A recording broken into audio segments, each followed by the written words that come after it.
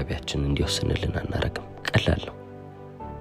ስለዚህ ዛሬ እንደዚህ አይነት ነገር ከተፈጠረ እኔ ይሄንን ነገር መጨረስ አለብኝ ማለት ነው ስንል ያንን ነገር አድርጓለውም አላደርገውም እያላችሁ አይደለም። ዲሲዥኑን አውትሶርስ አደረጋችሁ ለዛ ኢቨንት ወይንም ለዛ ክስተት እናንተ አስረክባችኋል ማለት ነው። ስለዚህ ያ ነገር አሁን ቢፈጠር ምን ማድረግ እንዳለባችሁ በደንብ ታውቃላችሁ ማለት ነው። እንዲህ አይነት ነገር ከተፈጠረ ይሄንን አደርጋለሁ ብዬ ነበር፣ ስለዚህ ማድረግ አለብኝ ነው። ዛሬ አሁን ቀኑን ሙሉ መስራት ያለባችሁ ቀን ነው ልበል።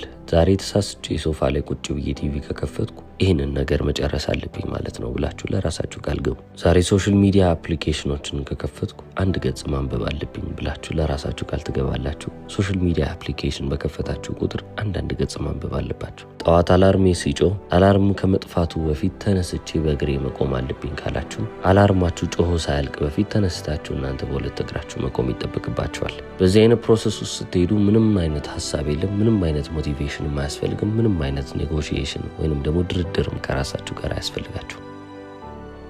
እንደ ሮቦት ሆናችሁ ማገልገል ትጀምራላችሁ። ኢፍ ዘን እንዲህ ከሆነ እንዲህ ይደረጋል፣ አለቀ። ከዛ የሚወጣ ምንም አይነት ነገር አይኖርም። አሁን ስለ ዲሲዥን ወይንም ስለ ውሳኔ ካወራን አይቀር ስለ ክፍላችሁ ደግሞ ማውራት ይጠበቅብናል። መኝታ ክፍላችሁም ሊሆን ይችላል፣ ቢሮአችሁ ወይንም ደግሞ ሳሎናችሁ፣ የትኛውም አይነት ክፍል ይሁን ለእናንተ ውሳኔን እየወሰነላችሁ ያለው እናንተ ያላችሁበት ክፍል ነው። በህይወታችሁ ውስጥ ያሉትን ምርጫዎች እናንተ ብቻ የምትመርጡ ይመስላችኋል፣ ውሳኔዎቹንም እንደዛው። ነገር ግን ጥናቶች እንደሚያመለክቱት ከሆነ አካባቢያችሁ 43% የሚሆኑ ውሳኔዎችን ይወስንላችኋል። አሁንም ግን ህይወቴን ወስነው ህይወቴን ማስተዳድረው እኔ ነኝ ብላችሁ ታስባላችሁ። ስለዚህ አሁን ያላችሁበትን ክፍል ዞር ዞር ብላችሁ እንድትመለከቱ ላደርጋችሁ ነው። ክፍላችሁን ስትመለከቱት በመጀመሪያ ማድረግ ያለብኝ ነገር ምንድነው ብላችሁ ታስባላችሁ? ወይንም ደግሞ ለእናንተ ለማድረግ በጣም ቀላል የሆነው ነገር ምንድነው? ሶፋ ላይ ጋደም ብሎ ቲክቶክ ላይ ስክሮል ማድረግ ወይንም ደግሞ ቲቪ መመልከት፣ አልጋችሁ ላይ ጋደም ማለት አይደለ?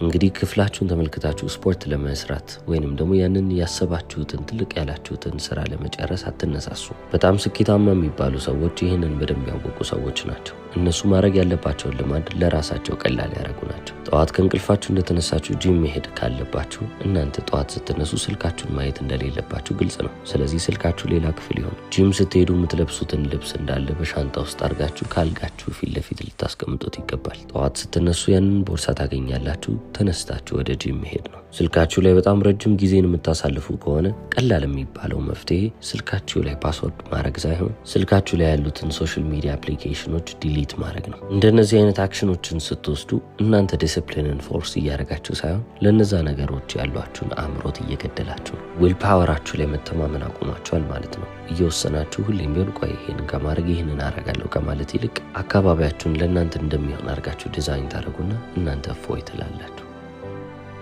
አሁን እነዚህ ሁሉ መንገዶች ተነግሯችሁ እንኳን በእነዚህ መንገዶች ልለወጥ አልቻልኩም ምን ይሻለኛል የምትሉ ከሆነ የተሻለ የሚባል መፍትሄ አለ። ገንዘብን በጨዋታ ውስጥ ልታስገቡት ይገባል። ከራሳችሁ ተቃራኒ ሆናችሁ ማስያዝ ይጠበቅባችኋል ማለት ነው። እናንተ የሆነን ነገር ለማድረግ ታስባላችሁ። ያንን ነገር ካላረጋችሁ የተወሰነ ያህል የሚሆን ገንዘብ ለሆነ ሰው መስጠት ይጠበቅባችኋል ማለት ነው። ያ የገንዘብ መጠን ትንሽ መሆን የለበትም። ትንሽ ሆነ ማለት እናንተ ምንም አይጎዳችሁም ማለት ነው። የሚጎዳችሁ አይነት ገንዘብ መሆን አለበት። ጠዋት እየተነሳው ለ20 ደቂቃ መሮጥ አለብኝ ብላችሁ ከጓደኛችሁ ጋር በ10,000 ብር ብታስይዙ 10,000 ብር እናንተን የሚጎዳ አይነት ገንዘብ መሆን አለበት። ስለዚህ አሁን ጠዋት አለመነሳትን እንደ ኦፕሽን አታዩትም፣ ወይንም ደግሞ ብተኛ ምንም ችግር የለውም ልትሉ አይገባም። ምክንያቱም በገንዘባችሁ የምትቀልዱ አይነት ሰዎች አይደላችሁ። ስለዚህ ገንዘቡ ያስፈልገኛል የምትሉ አይነት ሰዎች ከሆናችሁ ተነስታችሁ ግዴታ መሮጥ አለባችሁ ማለት ነው። ጤናችሁንም እየጠበቃችሁ ነው። ያንንም አይደንቲቲ ወይንም ያንንም ማንነት ቢልድ እያረጋችሁ ነው። 10,000 ብራችሁም አልተወሰደባችሁ።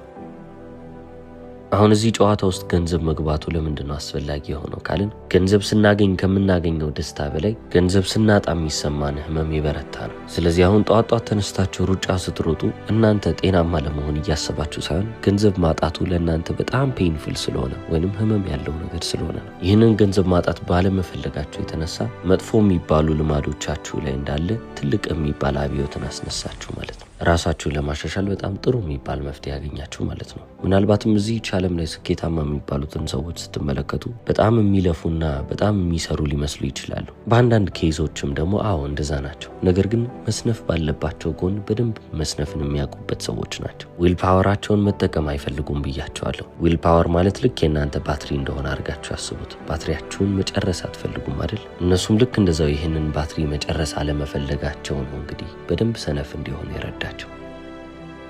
በህይወታቸው ውስጥ አስፈላጊ የተባለውን እያንዳንዱን ነገር ኦቶሜት የሚያደርጉ ሰዎች ናቸው። ይህ ማለት በራሳቸው አስበው አቅደው የሚወስኑት ውሳኔ የለም፣ አውቶማቲክ ያደርጉታል። አንዴ ስለዛ ጉዳይ ያስባሉ፣ ይጨነቃሉ። ከዛ በኋላ ግን ያንን ነገር ሃንድል የሚያደርግ ነገር ይደረጋል። ስትራቴጂካል ሌዚነስ ይባላል። አስባችሁ አቅዳችሁበት ሰነፍ የምትሆኑበት መንገድ ነው። ስንፍናችሁ ግን እናንተን የሚጎዳ ሳይሆን ጭራሽ የሚያለመልማችሁ ይሆናል። እሁድ ለእናንተ አንድ የተመደበ ቀን ከሆነ እሁዳችሁን ፕላን በማድረግ ወይንም ለሳምንቱ የሚያስፈልጋችሁ ነገር እንዳለ በመጨረስ ውስጥ ታሳልፋላችሁ። ከሰኞ እስከ ቅዳሜ እናንተ በየቀኑ ፕላን ማድረግ የለባችሁም፣ ወይንም ደግሞ እንደ አዲስ ውሳኔ መወሰን የለባችሁም። ያንን ፕላን መከተል ብቻ ነው ከእናንተ የሚጠበቀው ነገር። ስለዚህ በሳምንት አንድ ቀን እናንተ ጊዜያችሁን ወስዳችሁ ኦቶሜት ያደረጋችሁት ነገር በየቀኑ እናንተ ውሳኔ እንዳትወስኑ ሊያደርጋችሁ ይችላል። ተገላገልኩ እላችሁም እናንተ ያንን ነገር ፎሎ እያደረጋችሁ ማለፍ ብቻ ነው የሚጠበቅባችሁ። የሌዚነስ ደረጃዎችን ወይንም ደግሞ ሌቭሎችን ደግሞ እንመልከት። የመጀመሪያው እናንተ ነገሮችን ስታደርጉ ነው። ሁለተኛው ደረጃ ልማድን እያካበታችሁ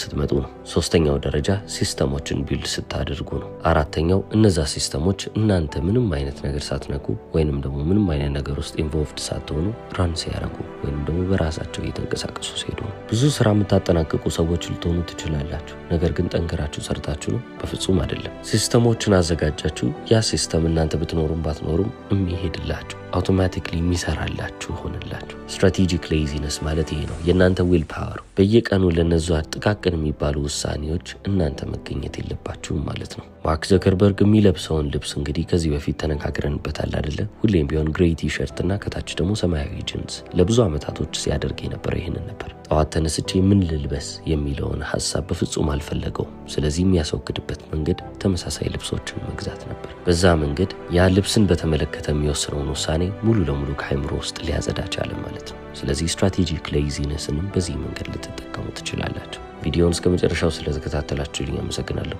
ቻው።